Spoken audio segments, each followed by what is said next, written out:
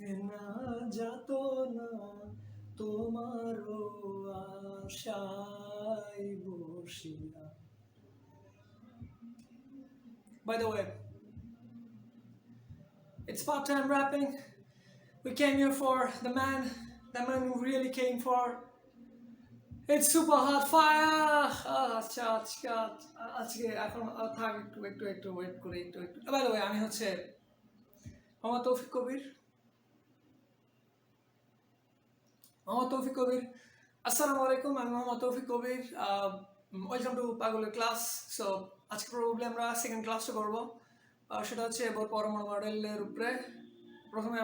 প্রথম ক্লাসে আমরা পড়েছি হচ্ছে রাদারফোর্ড পরমাণু মডেল এবং তার কিছু সীমাবদ্ধতা। মেইনলি আমরা এই ভুল জিনিসগুলো পড়বো এখন। সব এই পরমাণু মডেলটাই কনসেপ্টটাই মেবি ভুল। It's a concept, not a theory না। কিন্তু আমরা যেরকম থিওরি অফ রিয়েলিটিভিটি পড়ি না ফিজিক্সে, আমি মনে হয় না কেউ পড়িছো ভাই, নাম শুনিছো। বলতে পারবা কি ইজিক্যাল টু এমসি স্কোয়ার বাদে আর কিছু বলতে পারবা? আর ওই যে ভর তারপর সময় এবং হচ্ছে লেন্থ, দৈর্ঘ্য, এই তিনটের পরিবর্তন ছাড়া আর কি জানো তুমি থিওরি অফ রিয়েলিটিভিটি সম্পর্কে? জানো? আমিও জানি না ভাই, বইতে আর বেশি কিছু বলা হয়নি। তো যাই হোক, আমরা ওইগুলো থিওরি বলি, বাট এই যে জিনিসগুলো আমরা এখন পড়বো না, বোর পরমাণু মডেলের এই রাদারফোর্ড পরমাণু মডেল বা কোয়ান্টাম ফিজিক্স বেসড যে মডেলটা পরবর্তীতে লেটেস্ট যেটা আছে আমাদের, ওইটা পড়বো। সবই কনসেপ্ট, থিওরি না। সবই ভুল। হয়তো আমরা আর 5 বছর 10 বছর পরে আরো একটা থিওরি আসবে, সেটাও বইতে ইনক্লুড করা হবে। তো চলো ক্লাসে যাই, আমরা ফিরে আসি। সো সাইনিং আউট, মানে ক্লাসে যাবো আমরা, সাইনিং আউট না। চলে আসতেছি ফোন টেস্টিং। গুলো খুঁজে পাবে গানের প্রতিটা ছন্দে, শুনতে পাবে মৃত মানুষের চিৎকার। আমার দেহ খান নিও না শ্মশান, এমনিতেও পুড়ে গেছি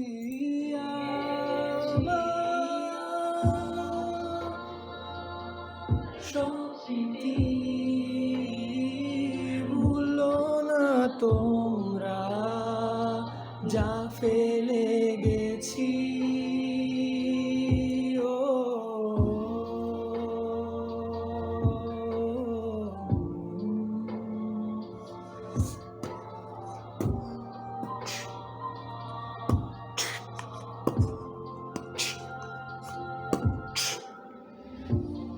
দেহ পাশে কেউ কেঁদো না, গল্পগুলো অজানা,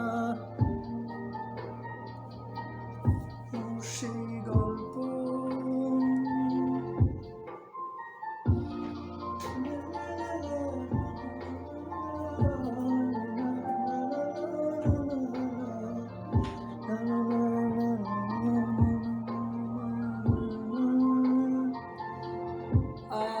আমরা একটু কমিয়ে দিই সাউন্ডটা।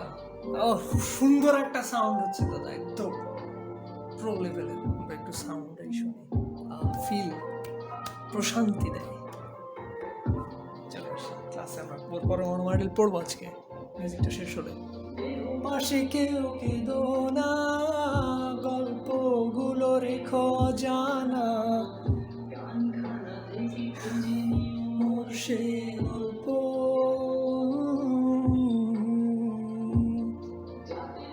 হাজার ভেবে নিতাম এক শ্রেষ্ঠ।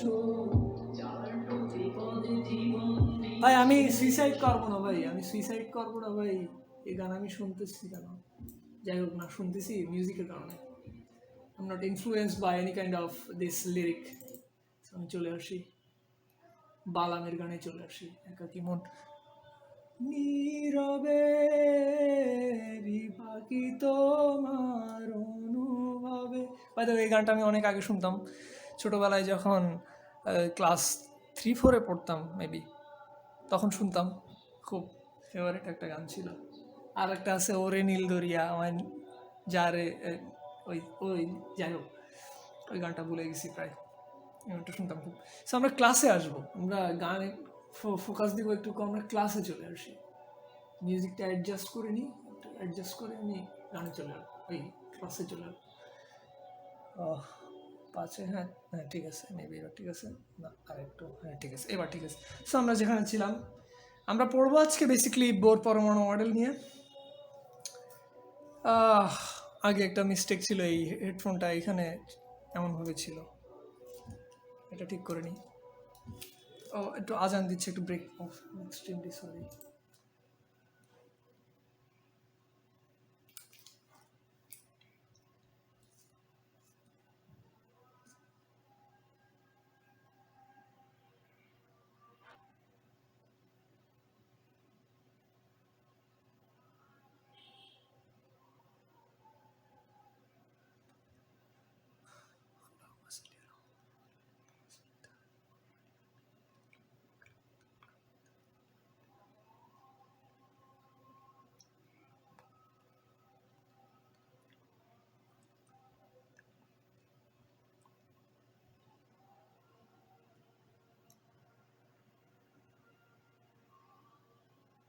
আমরা দুরূদ শরীফটা পড়ে নিব, নামাজ আজানের উত্তরটা হচ্ছে ভালোভাবে দিয়ে দিব।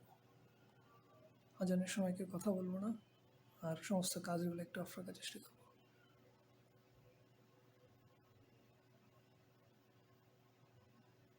তো আজান শেষ হয়ে গেল। তো আমরা যেখানে ছিলাম, বাই দ্য ওয়ে একটু বলি, I am not a big fan of বিশাল নামাজি মানুষ না, বা কমেন্ট ওই যে লিখে 5 ওয়াক্ত নামাজ আদায় করুন, এরকম পাবলিক আমি না ভাই।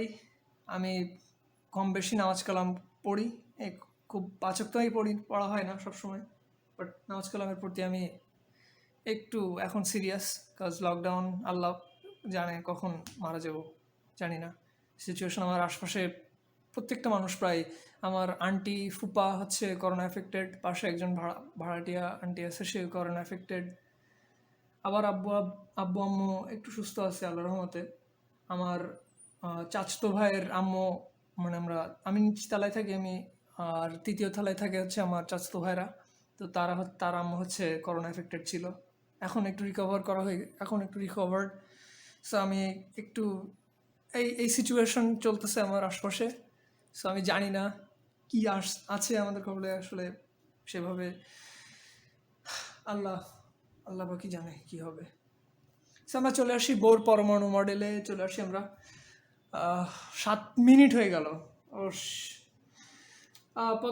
পদার্থবিজ্ঞানে আগের ক্লাসেও এরকম 7-8 মিনিট হয়ে গেছে, আমরা আসলেই ক্লাস শুরু করবো এবার থেকে।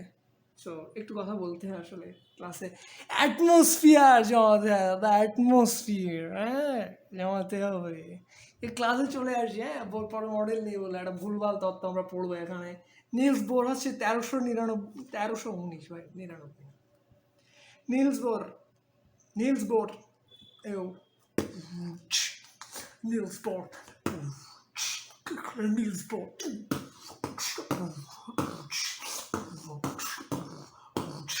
Niels Bohr এর জন্য একটু ক্ল্যাপ দিই। But I'm rapping though. So let's get back to the video. Let's get what you do with that. It hot, man. It's hot. The weather, I check. What you do with that? I check that. Okay, it's hot. It's hot. It's super hot. It's hot. Huh? It's not gonna rain. It's not gonna rain. After wind, naps, I take that. The weather? What you do with that? I check that. Okay, it is hot. Super hot. It is hot. Super It's hot. not gonna rain. It's not gonna rain. They said it was gonna rain. After a win, naps, All right. I take that.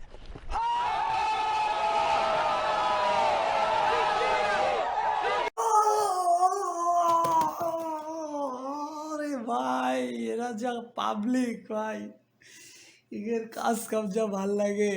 9 minute 13 সেকেন্ডে একটা clip use করবো, এভাবে এখন লিখে রাখতেছি, ঠিক আছে, কাজ আমি ক্লিপ খুঁজে পাই না কোথায় অ্যাড করবো। আমরা ক্লাসে আসি ভাই, মজা পরে হবে ভাই, আমরা একটু ক্লাসে চলে আসি। সো আমরা পড়তেছিলাম নিলস বোরের কথা। নিলস বোর হচ্ছে অ্যাটমসফিয়ার জমাবো, অ্যাটমসফিয়ার হোয়াট চিক্স আবার চলে যাচ্ছে। নিলস বোর হচ্ছে রাদারফোর্ড পরমাণু পরীক্ষাগারে কাজ করতেন। ও আচ্ছা, এই কাহিনী নিলস বোর হচ্ছে রাদারফোর্ডের হ্যাঁ, এটা আমি বলতে চাচ্ছিলাম দাদা। এই নিলস বোর পরমাণু এই রাদারফোর্ডের পরীক্ষাগারে কাজ করতো। এরকম অনেক কিছুই হয়েছে। টেসলাও ছিল, টেসলার কাহিনীও এরকম অনেক এরকম একজন আর একজনের এতে কাজ করতো। সো এই টেসলাও বিশাল বড় কিছু আবিষ্কার করলো। আমরা টেসলার সম্পর্কেও আমরা জানবো, আমি বলবানে পরে টেসলার লাইফ নিয়ে, এখন না, পরে, এখন না। সো ইলেকট্রন স্থির কক্ষপথে বা শক্তি স্তরের ধারণা দিয়েছিলেন। বোর পরমাণু মডেলের প্রস্তাবনা সময় নিম্ন আস্তে। সো ক্লাস 80 ইলেকট্রনের স্থির কক্ষপথ বা শক্তি স্তরের ধারণা দেন। পরমাণুর কেন্দ্রস্থলে পরমাণুর সমস্ত ধনাত্মক চার্জ এবং প্রায় সমস্ত ভর কেন্দ্রীভূত একে পরমাণু নিউক্লিয়াস বলা হয়। নিউক্লিয়াসে কেন্দ্র করে কয়েকটি নির্দিষ্ট শক্তির বৃত্তাকার কক্ষপথেই ধনাত্মক চার্জের সমসংখ্যক ইলেকট্রন সমূহ নিউক্লিয়াসের চারিদিকে আবর্তন করে। এই আবর্তনের সময় ইলেকট্রনের গতি সাধারণত পদার্থবিজ্ঞানের সব নিয়ম মেনে চলে। হ্যাঁ, তবে যতক্ষণ তা একটি কক্ষপথে অবস্থান করবে ততক্ষণ তা কোনো শক্তি বিকিরণ করবে না বা শোষণও করবে না। কক্ষপথ সমূহকে স্থির কক্ষপথ বা স্টেশনারি অরবিট বলে বা শক্তি স্তর বা অরবিট বলে, অরবিটাল না। কিন্তু দেখছো, এই কারণে আমি পড়তেছি এই জিনিসগুলো, আবার এই কনফিউশন তৈরি করে। অরবিট কি আর অরবিটাল কি? অরবিট আলাদা, অরবিটাল আলাদা ভাই। অরবিটাল হচ্ছে SPDF এগুলা, আর অরবিট হচ্ছে শক্তি স্তর। শক্তি স্তরটা দুটো তিনটে শক্তি স্তর অগণিত হয়। আমরা তো 3-4টে জানি, শক্তি স্তর কিন্তু অগণিত হয়। ইমাজিনেশনে চলে এটা, 3D অরবিটাল ইমাজিন করি আমরা এগুলো। সো ইলেকট্রনের কৌণিক ভরবেগের ধারণা, একটু দ্রুত যাবো আমরা, 19 মিনিট একদম পড়বো ফুল, কোনো ফাও কথা বলবো না, একদম প্রো লেভেলের পড়ালেখা হবে, যদিও হয় না বেটা। আর জুকরাসেল বেটা পরমাণুর কেন্দ্রে এখানে থাক। ইলেকট্রনের কৌণিক ভরবেগের ধারণা দিয়েছিল। সে এটা নিয়ে ফিজিক্সে একটা সূত্রও আছে, ফিজিক্সে আমরা এটা নিয়ে আরও বোল্ডলি আলোচনা করবো। BOLDLY, boldly. এটা একটা নাম্বার দেওয়া আছে, এটাকে h/2π, h কাট বলে অনেকে, এটাকে h0/4π হয় সব তখন এটাকে। তো আমরা হচ্ছে ওই যে ইলেকট্রনের অনিশ্চয়তা বা ওই যে হাইগেন্সের অনিশ্চয়তা, মনে পড়েছে, ইয়ো ম্যান, দ্যাটস ইট। হাইগেন্সের অনিশ্চয়তার সেই কনস্ট্যান্ট মানটা এখানে আছে। সো হাইগেন্সের অনিশ্চয়তা, আমি একটু দাঁড়া। সো আমরা চলে আসি, আমরা যেটা দেখাচ্ছি একটু দ্রুত দেখাই দিব, এই যে h/2π এর বিষয়টা। সো বেসিক্যালি আমি ক্লাসটা শুরু করার আগে অনেকবার ভাবছি যে আসলে আমার ক্লাস কেন লোক দেখবে। তো অনেকবার ভেবে দেখলাম যে আসলে আমার ক্লাস খুব একটা ইনফরমেটিভ হয় না, বইয়ের জিনিসগুলাই আমি পড়াই। বাট এই জিনিসটা জাস্ট প্রথমে যে দেখবে যে কেমিস্ট্রি প্রথমে পড়া শুরু করছে, সে কিন্তু জানবে না, এটা ভাববে বাট এটা না।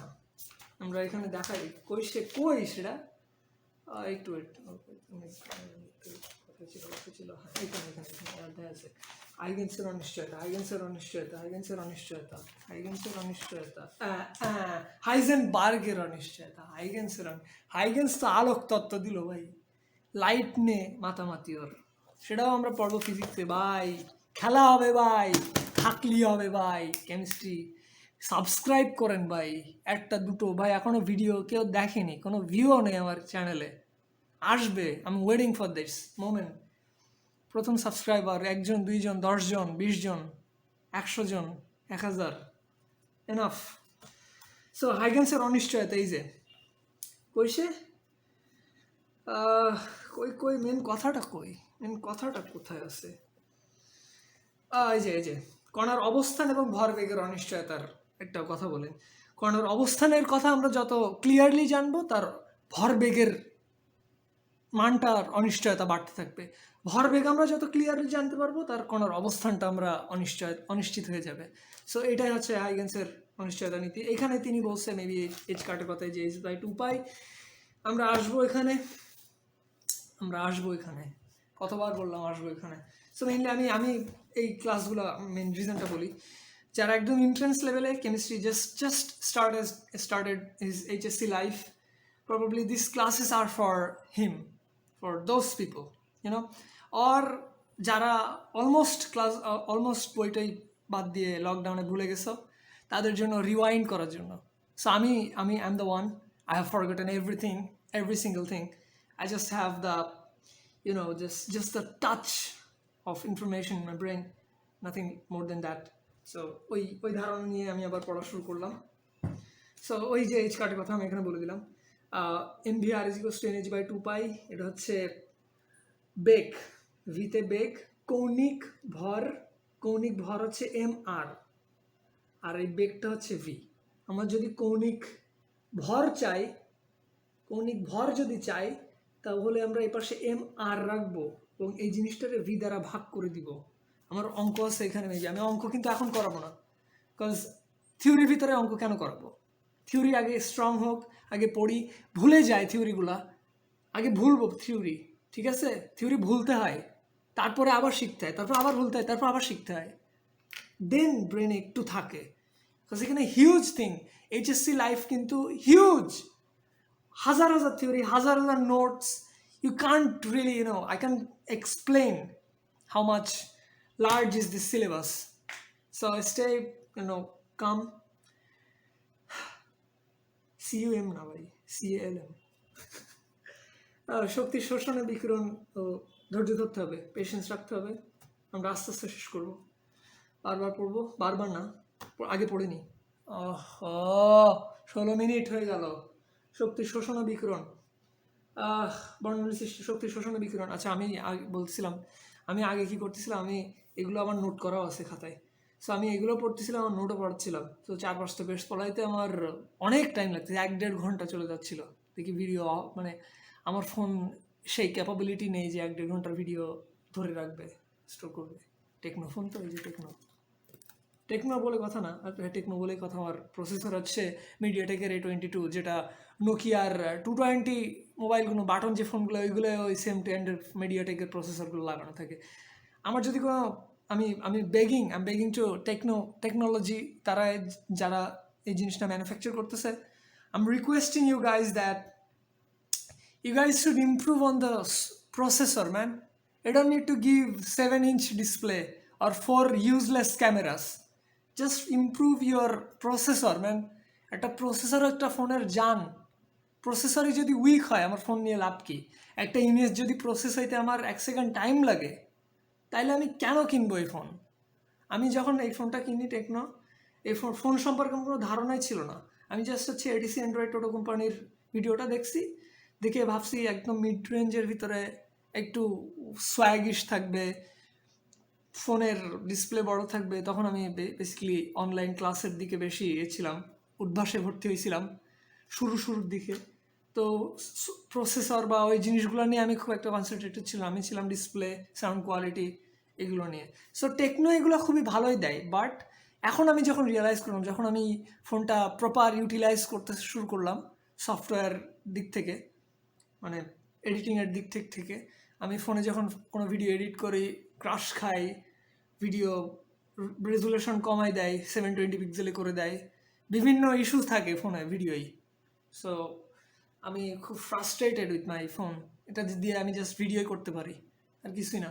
আর ভিডিও এক্সপোর্ট করতে টাইম লাগে, ভিডিও, মানে আমি বলতে চাচ্ছি না সে বিষয়ে, হেভি ফ্রাস্ট্রেটিং ভাই। আমি পিসিতে এডিট করি। যাই হোক, আমি ক্লাসে চলে আসছি ভাই। Please come back man, come back.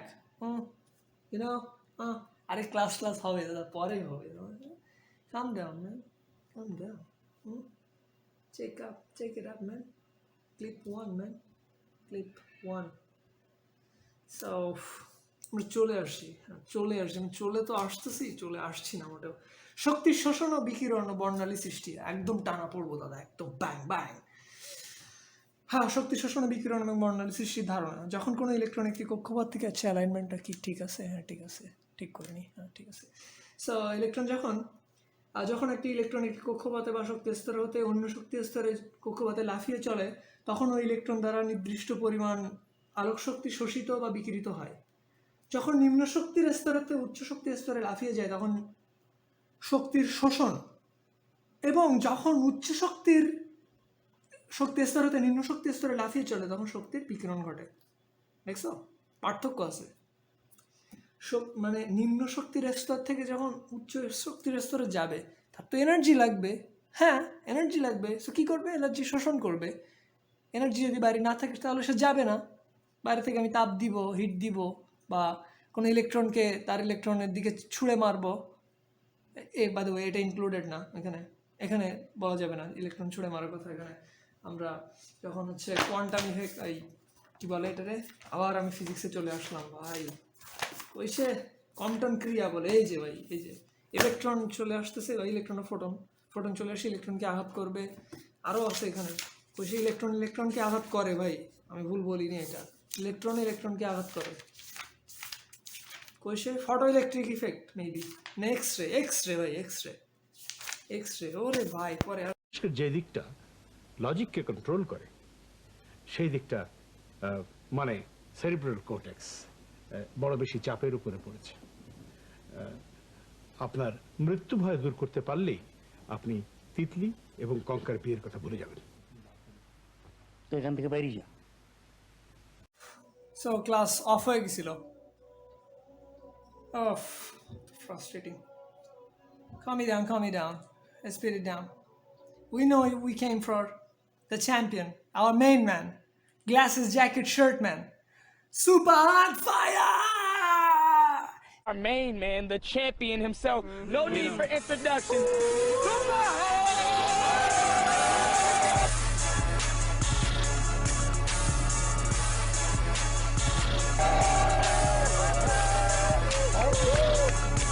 First of all, I'm not a rapper. Let's go ahead and get into this little coin toss here. Oh, man, that's all that, yeah. Oh, that's calm down, man. Calm down. শক্তি শোষণ ও বিকিরণ ও বর্ণালী সৃষ্টি, এই পর্যন্ত maybe পড়েছিলাম। শক্তি শোষণ হবে কইছে, এই যে নিম্ন শক্তির স্তর থেকে যখন উচ্চ শক্তির স্তরে যাবে তখন শক্তি শোষণ হবে, এবং উচ্চ শক্তি মানে উপরে যাবে ভাই, শক্তি তো লাগবে, তার আশপাশ থেকে শক্তি নেবে সে। আর যখন উচ্চ শক্তি স্তরে তার তো শক্তি আসে, উপরে সে গেছে শক্তি নিয়ে, সে যে শক্তি সে শোষণ করে নিয়ে গিয়েছিল, ফিরে আসার সময় সেই সমপরিমাণ শক্তি সে বিকিরণ করবে। ইজি বেসিক ধারণা একদম। সো এইখান থেকে ভিডিও রেকর্ড হয়নি, আমি এক্সট্রিমলি ডিসঅ্যাপয়েন্টেড। একক ইলেকট্রন বিশিষ্ট আয়নসমূহকে ইলেকট্রনগুলোকে ব্যাখ্যা করতে পারলেও একাধিক ইলেকট্রন বিশিষ্ট পরমাণু বর্ণালী ব্যাখ্যা করতে পারেনি। একক ইলেকট্রন হচ্ছে হাইড্রোজেন, H+ না কিন্তু আবার শুধু H। এটা হচ্ছে বেশ কনফিউজিং। আমি প্রথমে ভাবতাম H+, বাট না, এটা H। হিলিয়াম মানে একক, এখানে বলেই দিছে তো একক ইলেকট্রন বিশিষ্ট। আগে আমি বুঝতামই না ভাই একক ইলেকট্রন জিনিসটা কি, একটা ইলেকট্রন থাকবে কীভাবে।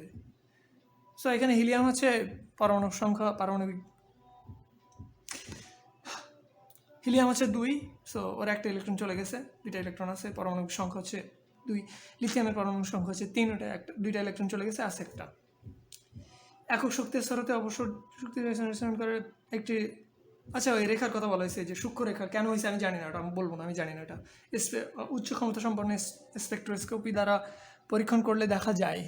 এটা আমি জানি না, এটা কী জিনিসটা কী কেন তৈরি হয়, আমি ট্রুলি কোনো রিজন জানি না এটার। ইলেকট্রনকে কণারূপে গণ্য করা হলে তবে একটি নির্দিষ্ট সময়ে ইলেকট্রন অবস্থান ও ভরবেগে নির্ণয় করা সম্ভব। ইলেকট্রনের কণারূপে গণ্য করা হলে, আচ্ছা ইলেকট্রন কিন্তু কণারূপে আচরণ করে, তরঙ্গ রূপে আচরণ করে। হ্যাঁ, এটা সম্পর্কে আমি ফিজিক্সের বই দেখাইতে তো বেটা ক্লাস হয়ে গেল। কইছে Luis the Broglie, the man we really came for, our main man that we really came for. Calm me down. Spirit day. We know we came for the champion, our main man, glasses, jacket, shirt, super on fire. এই যে আমার সেই super hot fire, Luis the Broglie তিনি বলেছিলেন যে electron 2টা দ্বৈত নীতি বলেছিলেন ইলেকট্রনের, দি ব্রগলি।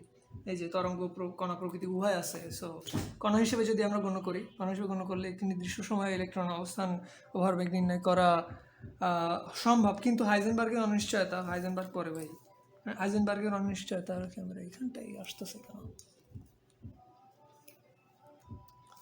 রাত নির্ঘুম বসে আছো তুমি, দক্ষিণের জানালা খুলে চলে আসি ক্লাসে। হাইজেনবার্গের অনিশ্চয়তা নীতি অনুসারে একটি নির্দিষ্ট সময়ে পরমাণুর মধ্যে কোনো একটি ইলেকট্রনের অবস্থান ও ভরবেগ একই সঙ্গে নির্ণয় করা সম্ভব না। ভাই অনিশ্চয় হাইজেনবার্গ না ভাই, ডি ব্রগলি ভাই, কি ভুল মেবি এটা ভুল লিখছে এরা, আমি ভুল বলতেছি নাকি? যাই হোক, আমি তো দেখা রাখি নাই যে লুইস ডি ব্রগলি ইনভেন্টর, যে তড়িৎচুম্বক বিকিরণের দুইটি প্রকৃতি আছে, তরঙ্গ প্রকৃতি আর হচ্ছে কোনো প্রকৃতি। তাহলে আমার কিন্তু এগুলো মুখস্থ, আমি আগে থেকে, আমার কিন্তু স্ক্রিপ্টেড না এই ক্লাসগুলা, বলে রাখলাম যে আমি ঠিক করে রাখছি এখানে এখানে কি বলবো, আমি জাস্ট আসতেছে ব্রেনে, আমি তুলে ধরতেছি এগুলো। সেখানে বলে শেষ করে দিই, চুম্বক ক্ষেত্র প্রভাবে বর্ণালী রেখাগুলো আরও সূক্ষ্ম রেখায় বিভক্ত হয়ে পড়ে, একে জিম্যান প্রভাব বলে। এবং একইভাবে তড়িৎ ক্ষেত্রের প্রভাবে এরূপ ঘটে, একে স্টাক প্রভাব বলে। সো চুম্বক ক্ষেত্রের প্রভাবে যদি এই বর্ণালীগুলো আরও সূক্ষ্ম রেখায় ভেঙে পড়ে, সেগুলোকে জিম্যান ইফেক্ট বলে। এবং তড়িৎ ক্ষেত্রের প্রভাবে যদি আরও ভেঙে পড়ে, ওটা হচ্ছে স্টাক প্রভাব বলে। আচ্ছা, বাই দ্য ওয়ে, তড়িৎ ক্ষেত্র চুম্বক ক্ষেত্র অন কাইন্ড অফ সেমই জিনিস। যদি কোনো তারকে আমরা রাখি এইভাবে, তারের যদি ইলেকট্রন প্রবাহিত হয়, সো তার আশপাশে কিন্তু এভাবে সার্কেল হিসেবে তড়িৎ ক্ষেত্র এখানে সৃষ্টি হয়। আমরা ফিজিক্সে পড়বো, তাও একটু দেখাই দেয় রেফারেন্স হিসেবে। ফোর্থ চ্যাপ্টার এখানে পড়বো আমরা। হেভি একটা চ্যাপ্টার ভাই, আমি খুব একটা বুঝি না চ্যাপ্টারটা, এমনিতেই আমার মনে হয় না খুব কম পোলাপাইনি বোঝে, কম স্যারেরাও বোঝে এই জিনিসগুলা। আমি একটু বোঝানোর who the fuck I am to teach these things stuffs। যদি আমরা যাবো ওইখানে বলা হয়েছে যে কোনো তড়িৎ প্রবাহ চলে, এখানে নর্থ এবং এখানে সাউথ পোল সৃষ্টি হবে। যদি তড়িৎ প্রবাহ এদিকে চলে, নর্থ পোল সাউথ পোল সৃষ্টি হবে, এবং তড়িৎ ক্ষেত্র ওই নর্থ সাউথ পোল অনুযায়ী তড়িৎ ক্ষেত্র ওই চৌম্বক ক্ষেত্র সৃষ্টি করবে। তড়িৎ প্রবাহ চৌম্বক ক্ষেত্র সৃষ্টি করে, মনে রাখবা। জীবন প্রভাব, স্টাক প্রভাব দিলাম। পোর মডেলের সাফল্য ও গ্রহণযোগ্যতা। ওরে ভাই, 25 মিনিট হয়ে গেল, 20 মিনিট আগে আমি এটা ভুল করে দিয়ে দিচ্ছি। নির্দিষ্ট আছে, যাই হোক, টাইম ডাজন্ট ম্যাটার, আমরা কি জানতেছি বা শিখবো, এটাই হচ্ছে মেন ফ্যাক্ট আমাদের। সো বোর ব্যাসার্ধ হচ্ছে 5.2 × 10⁻11, 5.2 × 10⁻11 বোর ব্যাসার্ধ। কনস্ট্যান্ট মান এটা, মানে এই যে মানগুলো দেওয়া আছে, এটা দিয়ে বের করা যায়। আর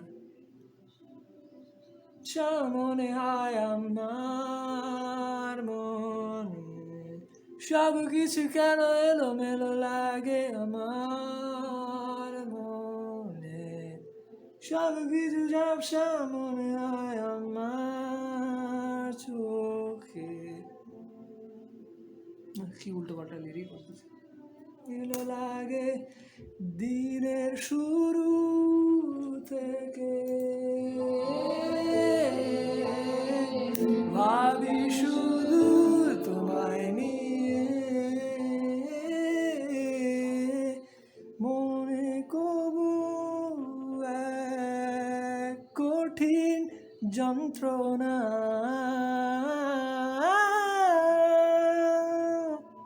চলে আসি ক্লাসে।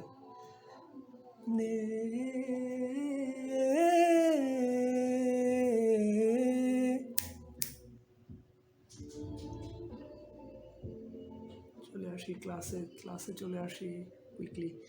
সো পরমাণু মডেলের স্থায়িত্ব, এটা পড়ে এই পর্যন্ত পড়ে আমরা শেষ করে দিব, পরমাণু মডেলটা শেষ করে দিব আমরা এখানে পড়ে। সো নির্দিষ্ট শক্তি স্তরে ইলেকট্রন আবর্তনশীল, ইলেকট্রনের ক্ষয় বা বিকিরণ হয় না। নির্দিষ্ট অরবিটালে যখন থাকে, ওটার কোনো শক্তির বা ক্ষয় হয় না। নিম্ন শক্তি স্তরে না থাকায়, প্রথম শক্তি স্তর থেকে আর কোনো শক্তি স্তর না থাকায় ইলেকট্রন লাভ দিয়ে ওই নিউক্লিয়াসে যাওয়ার সুযোগ নেই। অর্থাৎ আবর্তনশীল ইলেকট্রন কোনো গতি বিকিরণ সম্ভব না হওয়ায় বোর মডেলের স্থায়িত্ব। আচ্ছা, হ্যাঁ, এটাই মেন কারণ। আমরা I just forgetting the thing, যে বোর রাদারফোর্ড পাই, বর বলতেছি, বরই হয়তো BOH আর বরই বলে অনেকে। সো অস্থায়ী অবস্থা হচ্ছে রাদারফোর্ড, আর স্থায়ী অবস্থা হচ্ছে আমার বোর। বিকজ এখানে যে নিউক্লিয়াসের আশপাশেই, নিউক্লিয়াসের উপরে কোনো অরবিটাল কিন্তু থাকে না। সো আমার প্রথম অরবিটাল থেকে নিউক্লিয়াসের আশপাশের একদম ক্লোজেস্ট অরবিটালে যাওয়ার কোনো পসিবিলিটি যেহেতু নেই, সো নিউক্লিয়াসেও যেতে পারবে না। যদি থাকতো তখন বিষয়টা আলাদা। এক একক ইলেকট্রন বিশিষ্ট হাইড্রোজেন পরমাণু এবং আয়ন যেমন এইচ, এখানে এটা বলতেছে এটা এইচ প্লাস না, এইচ প্লাস না ভাই, আমি বেশ অবজেক্টিভও দেখছি, এইচ প্লাস না, শুধু হাইড্রোজেন, এক ইলেকট্রন বিশিষ্ট হাইড্রোজেন পরমাণু এবং লিথিয়াম 2 প্লাস, বেরিলিয়াম 3 প্লাস, বেরিলিয়ামের হচ্ছে 3টে ইলেকট্রন চলে গেছে, একটা আছে। বোর পরমাণু মডেল স্থায়িত্ব লাভ করে, যা দ্বারা রাদারফোর্ড মডেলের কতটি ত্রুটি দূর হয়েছে। বোর মডেলের ব্যাসার্ধ দিয়ে দিচ্ছে এখানে, রিডবার্গ ধ্রুবক দিয়ে দিচ্ছে 10.9737 5 সেন্টিমিটার পার সেন্টিমিটার স্কোয়ার, না পার সেন্টিমিটার। পরীক্ষালব্ধ মান রিডবার্গ ধ্রুবক বোর পরমাণুর ধারণা এটি থেকে নির্গত। আচ্ছা, ওই যে প্রথম অরবিটাল থেকে দ্বিতীয় অরবিটালে বা দ্বিতীয় অরবিটাল থেকে প্রথম অরবিটালে শক্তি শোষণ বা বিকিরণ ঘটলে সেই ক্ষেত্রে আমার রিডবার্গ ধ্রুবকের মান হচ্ছে এটা, মেবি এটা কনস্ট্যান্ট একটা মান। হ্যাঁ, শক্তির পরিমাণ নাই, সম্ভব নাই শক্তির পরিমাণ, মেনলি কোনো কথা এখানে বলা হয়নি। সো আমরা চলে যাই পেজে। পরমাণুতে বিভিন্ন শক্তি স্তর আছে এবং ওই শক্তি স্তরের মধ্যে ইলেকট্রনের স্থানান্তরণের জন্য বিভিন্ন বিকিরণের সৃষ্টি হয়। আর স্পন্দন সংখ্যা ভি ইজ ইকুয়ালস টু স্পন্দন সংখ্যা, এটা বেগ না, কিন্তু আলাদা একটা নাম আছে ওর, সেই প্রতীকটা এখানে দিইনি। আচ্ছা, আমি আসতেছি, পরে বলবো। ইটু থেকে E1 তারা আছে। এই ক্লাসটা মনে এখানে শেষ হবে, মেবি শেষ করতে হবে। আমরা তৃতীয় ক্লাসটা খুব খুব খুব কোনো কথাই বলবো না, মেবি প্রবাবলি কোনো কথাই আমরা বলবো না। সো এখানে বলে দিয়ে শেষ করে দিই। স্পন্দন সংখ্যা হচ্ছে 1/λ-কে স্পন্দন সংখ্যা বলে, 1/λ, মেবি এটা স্পন্দন সংখ্যা বলে। এই যে এই যে এই যে এই যে ভাই স্পন্দন সংখ্যা, এটা ভুল, ভি দিছে কেন জানি না, স্পন্দন সংখ্যারে ভি দ্বারা প্রকাশ করছে। দ্বারা নির্ধারিত হয়েছে দুইটি বিষয় আজ সন্দেহাতীতভাবে প্রমাণিত হয় যে সব কারণে বোর পরমাণু মডেলের গ্রহণযোগ্যতা বৃদ্ধি পেয়েছে, একটু বৃদ্ধি পেয়েছে, কারণ এর পরেও আরও একটা মডেল আসতেছে, তার মানে তো এটা ভুল। কমন সেন্স ভাই, পরে আবার একটা আসতেছে, তো এটা ভুল। স্যার, এই ছিল আমাদের প্রথম ক্লাস। আমরা তৃতীয় ক্লাসে আসবো এই চ্যাপ্টারটা শেষ করতে। আমি জানি না কতগুলো ক্লাস লাগবে, বিকজ এই চ্যাপ্টারটা খুব খুব আমাদের খুব ক্লোজেস্ট, মানে একদম feel like chemistry why we're actually reading this particular subject that actually defined by this chapter. কেন পড়বো আমরা, অ্যাকচুয়ালি বাঁচায় রাখছে কেমিস্ট্রির এই জিনিসগুলা। পড়ার কিছু নাই তো কেমিস্ট্রিতে সেভাবে, অর্গানিক কেমিস্ট্রি পড়বা, ওখানে পড়ার কিছু নেই, সব মুখস্থ ভাই। ইচ্ছা হবে রিয়াকশন লিখে দিতে হবে। আচ্ছা, ক্লাস এখানে আমি শেষ করি। একটা ছেলে চলতেছে অসুখ হোকের। সো আমি তৌফিক কবির সাইনিং আউট। পাগলের ক্লাস এখানে শেষ হচ্ছে। তৃতীয় ক্লাসে সবাইকে স্বাগতম জানাচ্ছি। আসসালামু আলাইকুম। এখানে শেষ। আসসালামু আলাইকুম।